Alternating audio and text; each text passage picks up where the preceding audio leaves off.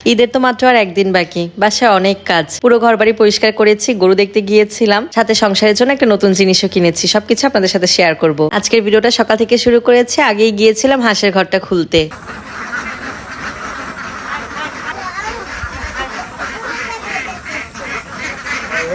এই যে সামনে, এই পাশে, এই সামনে, এই জায়গা। আরে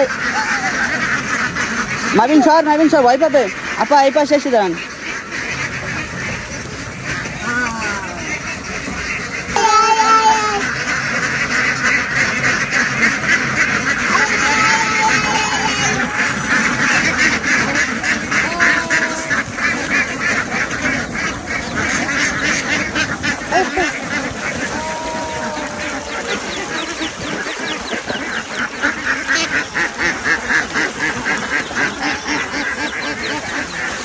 মাশাল্লাহ মাশাল্লাহ, সকালবেলা এই দৃশ্যটা দেখে একদম মনটা ভরে গেছে। বাড়িতে এসেছি 2-3 দিন হয়ে গেছে, কিন্তু আমি এখনো পর্যন্ত হাঁসের ঘরের কাছে যাইনি। আজকে যখন দেখলাম ভাই হাঁসের ঘর খুলবে, তখন ওকে বললাম যে আমি আজকে একটু খুলে দেই। তারপর যখন ওরা সবাই দল বেঁধে বের হয়ে আসলো, খুব ভালো লেগেছে দেখতে। তারপর গিয়েছিলাম গরু দেখতে।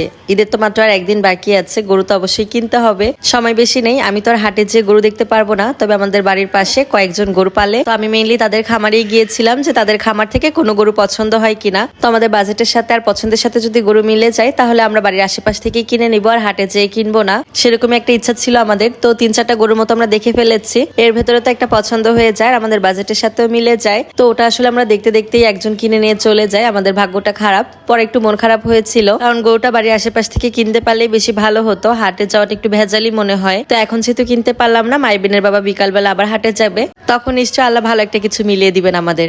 তো বাসায় আসার পরে একটু গোছগাছের কাজ চলছিল। আগে আমার বেডরুম থেকে শুরু করেছি। আমার সবসময় একরকম ভাবে সবকিছু দেখতে ভালো লাগে না। ফার্নিচারের কথা বলছি, একটু সরিয়ে নড়িয়ে নিলাম, যাতে একরকম দেখতে দেখতে একঘেয়েমি না চলে আসে। তো খাটটা সরাতে ভাইরা হেল্প করেছে, আমি তো এটা পারতাম না।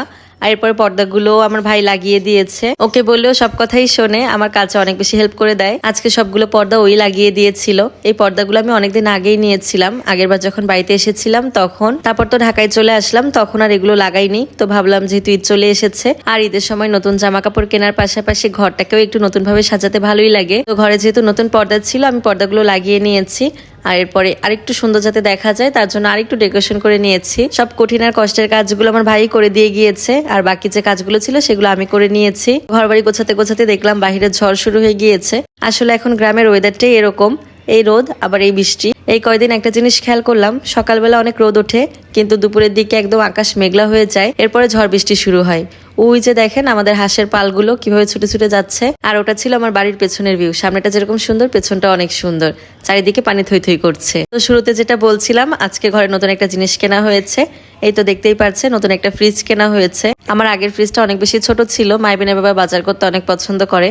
তো দেখা যেত যে কিছুই আমি ঠিকভাবে রাখতে পারতাম না, এর জন্য আগে থেকেই ভেবে রেখেছিলাম যে এবার বাড়িতে আসলে অবশ্যই একটা ফ্রিজ কিনবো। তো আজকে একটা ফ্রিজ কিনেছি, কিন্তু দুর্ভাগ্যবশত আমার রান্নাঘরের দরজাটা চাপা হওয়ার কারণে ফ্রিজটা রান্নাঘরে দিতে পারলাম না, তাই টেবিলের পাশে ভাবে রেখেছি। তো সবাই বলছে এখানেও খারাপ লাগছে না, আপনারা একটু কমেন্ট করে জানাবেন তো খারাপ লাগছে কিনা। ও হ্যাঁ, ফ্রিজ কিনতে গিয়ে ওখানে একটা গরু পছন্দ হয়ে যায়, আলহামদুলিল্লাহ তখনই আমাদের কোরবানির গরুটা কেনা হয়ে যায়। আর এটা আমি আপনাদের সাথে পরবর্তী ভিডিওতে শেয়ার করব। ভিডিওটা আজকে এখানেই শেষ করে দিচ্ছি। ভালো লাগলে একটা শেয়ার করে দিবেন। সবাই ভালো থাকবেন। আল্লাহ হাফেজ।